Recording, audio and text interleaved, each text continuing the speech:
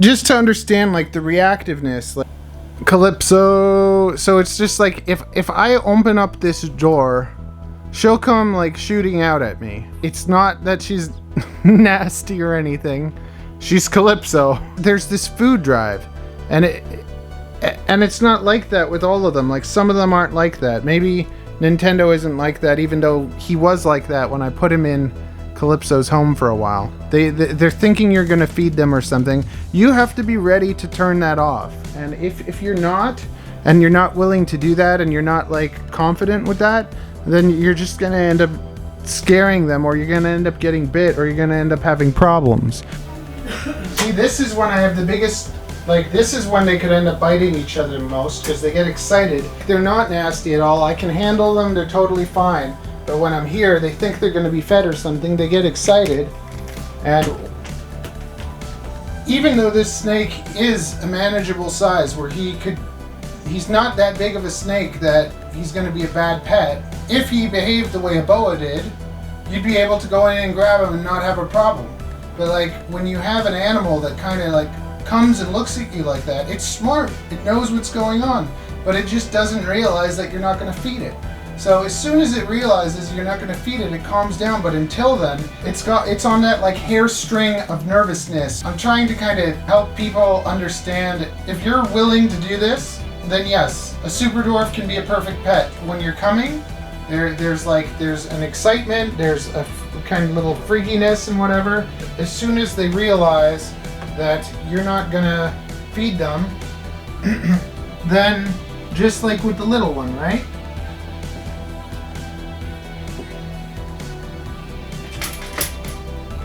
So here we go. Now that we got past that stage, Hercules is fine. I can hold him. We can have a nice time and not have to worry about anything. And he's calm as ever. He's a calm animal. He's not striky. He's not gonna strike at me. But that kind of encounter, that thing that you have to go through when you first take them out, that's something that, even if the snake is calm, even if it's a calm super dwarf that you think would never do that, there'll always be that day where like it's a little bit hungry or you're a little bit off and then mistakes happen. If you're ready and willing to do that, if you're ready and you understand that that's going to be part of keeping these, then this can be a great snake for you. With other snakes, like let's say boas, yeah, you probably should have a snake hook too. I've never felt that I have to be on the ball as much as with the retics. And they're special animals, they're beautiful animals.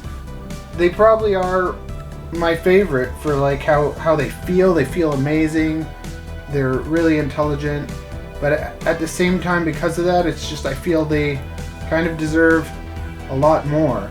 Like to me, these aren't the type of animals that you should have in a tub. Like I should have bigger homes for them. Anyone that keeps them should keep them in a bigger home. But then at the same time, when you put these in bigger homes, lots of the time you'll end up getting more cage defensiveness. I find it really funny that you take one of these, you put it in a little home, and you get a lot less defensive snakes. You put them in a bigger home, and it's almost like I have all this territory, it's mine, go away. And that ends up happening. I've never really seen as much as with these guys, how much change happens with them depending on their conditions, and like just something as simple as having more hides or cooling it down a little bit, or having them in a white home versus a black home. Like I'm starting to think now maybe like Calypso being in a white home changes her mood, or like I don't know, there's so much when dealing with snakes that you're always learning. I believe he's an adult size, and he's probably like 7 feet.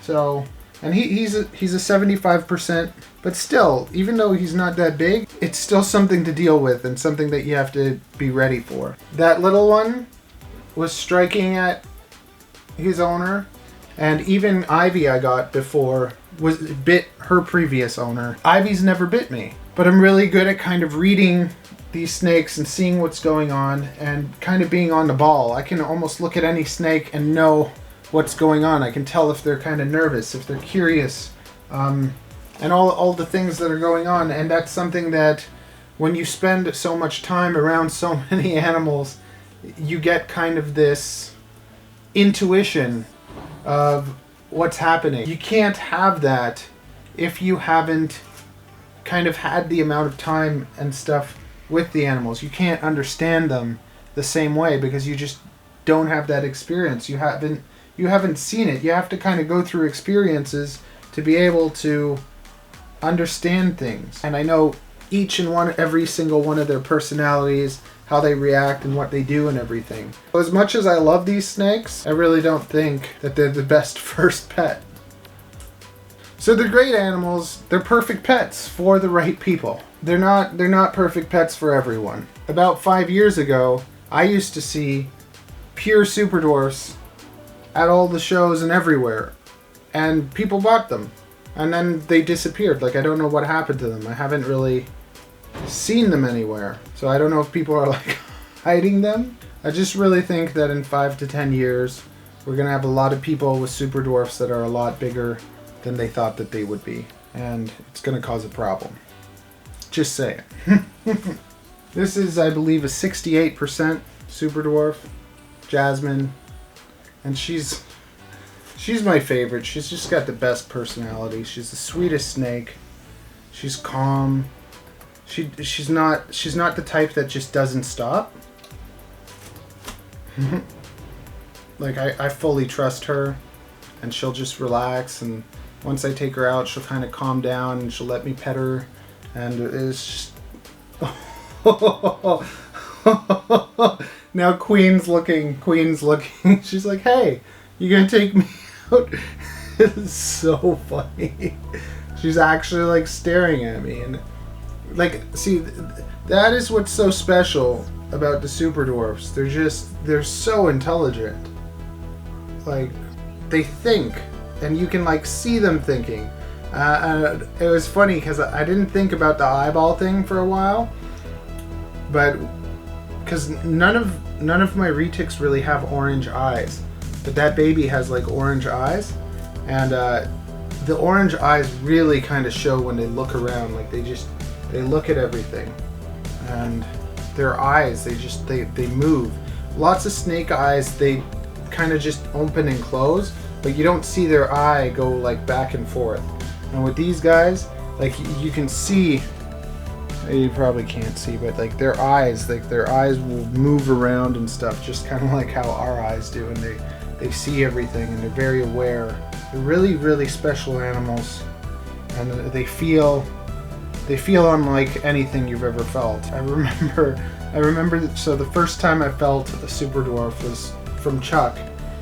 I went to the show, I saw him selling superdwarfs for like $1,000, like $1,400 for an albino, and I touched it, I held it, and I was just like, oh my goodness, I would never spend that much on a snake. And oh, now I have 6 of them, and I've just been slowly raising them and taking my time, and I really want to get the babies that I can make from these snakes for myself, and I have that desire a lot more than to even really like sell them, because I don't think that most people should really have them.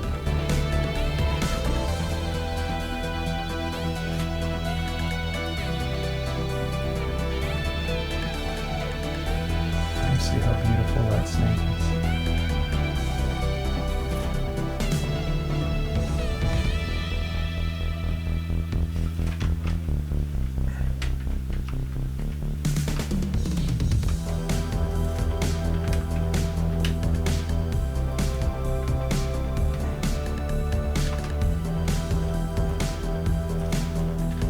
Back, and you got to hold some ball pythons, boas, and you decided to go with the boa. The boa, yep. The boa seems to be less interested in killing me than the retic, so I like him for that.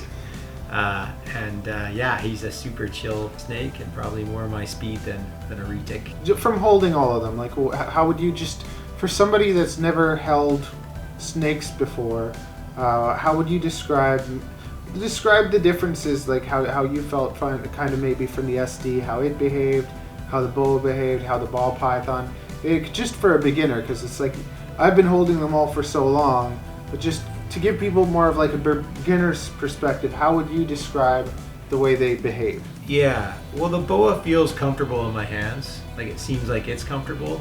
The SD, not so much. It's a little flighty, a little bit like moving around. It looks a little pissed. But this snake is very chilled out.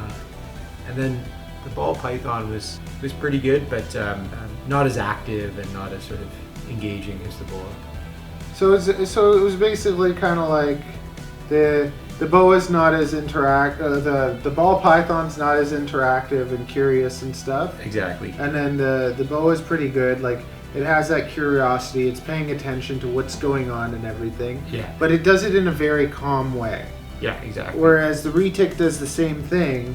Not that it's like attacking you or anything, but it's more hyper. It's ready to kind of like run away from you if it can, and it's a little like hyperactive, you know? It's a live wire. It's a live wire for sure. Yeah, and a little reactive and pretty good once you get it into your hands, but a lot more reactive. Yeah, and you know, boas get a bad rep too sometimes as just being like a little bit more nippy or whatever than ball pythons and stuff. But to me, the two big differences is that you'll have an animal that's a little bit more aware of things. Yeah. And you'll have an animal that gets a bit bigger. Yeah, and the ball python kind of took about 2 or 3 minutes to come out. It just sort of balled up. I didn't know where the head was. It's a nice snake, but I let him hold the ball python. It was just bald for a while. But a nice snake to hold. Like, if you don't have experience, a nice snake to have. And when you first held this one, it wasn't really doing much either. No. It was kind of just chilling, and then now you've spent a decent amount of time holding it, seeing, if it's for you and whatever, and you see now it has that confidence. It is moving around. It's not really scared of you. Yeah. It's not a flighty animal. No, the retic, when you touch the head and it was not liking it, right? Leave me alone. Yeah. Exactly. Yeah.